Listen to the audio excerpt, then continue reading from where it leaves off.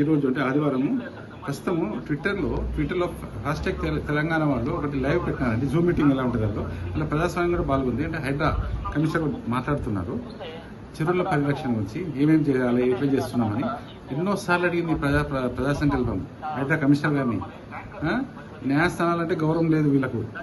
వీళ్ళు ఏం చేశారంటే నేను మనం ప్రశ్నిస్తున్నాం కదా న్యాయంగా మన అకౌంట్ బ్లాక్ చేశారు ట్విట్టర్లో అంటే ఓన్లీ హైదరాబాద్. వాళ్ళు రియల్గా కరెక్ట్ అవుతే అకౌంట్ ఓపెన్ చేయాలని నిరసన మేము అడిగాం, చేయలేదు. ఎందుకంటే నిత్యం మేము ప్రశ్నిస్తున్నాం కదా. సరే హైడ్రా అనేది ఒక చిన్న సంస్థ, అది ఎందుకుందో ఎవరి కోసం ఉందో ఎవరి ప్రజల కోసం ఉందో తెలుసు. ఇప్పుడు లైవ్లో ఉన్నామండి, మేము అదే ప్రశ్నిస్తుంటే రెస్పాండ్ కావట్లేదు.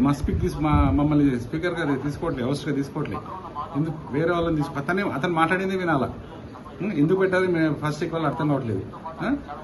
మళ్ళీ చెప్తున్నాం, ముఖ్యమంత్రి గారు మీరు మున్సిపల్ శాఖ మంత్రి గారు కదా, రామంతపూర్ పెద్ద చెరువు చిన్న చెరువు కబ్జాలు ప్లస్ డాక్టర్ లుబ్నా మేడం గారు ఎన్నో చెరువుల గురించి వాస్తవాలతో ఫిర్యాదు చేసింది. ఆమె కాంగ్రెస్ కార్యకర్త కూడా, మరి ఒక యాక్టివిస్ట్ ఆమె, ఆయన కూడా స్పందించిన అధికారులు.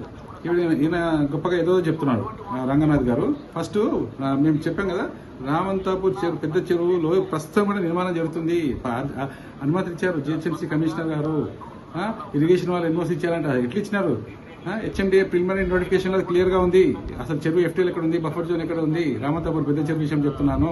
దాంట్లో నిర్మాణం జరుగుతుంటే కూడా మౌనంగా ఉన్న అధికారులు, అంటే అవినీతికి అలవాటు పడ్డ అధికారులు. ఇప్పుడు లైవ్ లో చూడండి, లైవ్ అవుతుంది, మాకు ఛాన్స్ ఇవ్వట్లేదు మేము అడుగుతుంటే. ఈయన చెప్తున్నాడు, గొప్పగా చెప్తున్నాడు రంగనాథ్ గారు.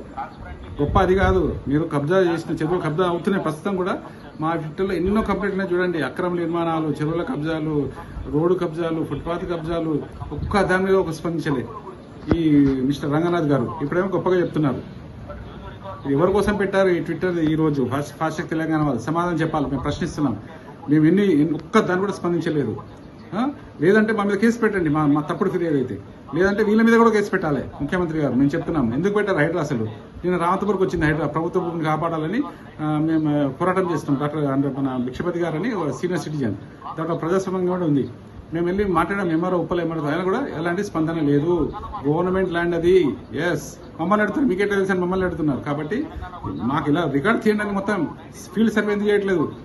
నేను హైదరాబాద్ వచ్చారు, మన హైదరాబాద్ ఎంపీ పరిస్థితి చూడాలి. ఇప్పుడు అర్థం ఇది ఈ విషయం కూడా అర్థము, మాకు ఛాన్స్ ఇవ్వట్లేదు. సరే ఏది ఏమైనా ప్రజలారా మీరు అప్రాంతం కావాలా, బాగా మీరు జాగ్రత్తగా కావాలా, లేకుంటే కష్టం చాలా. ఇలాంటి వీడియోలను మీరు సబ్స్క్రైబ్ చేయండి, లైక్ చేయండి, షేర్ చేయండి, వైరల్ చేయాలి. ఎందుకంటే ప్రజల కోసం చేస్తున్నాం మేము. కాబట్టి కృష్ణ ప్రజా సంకల్పించి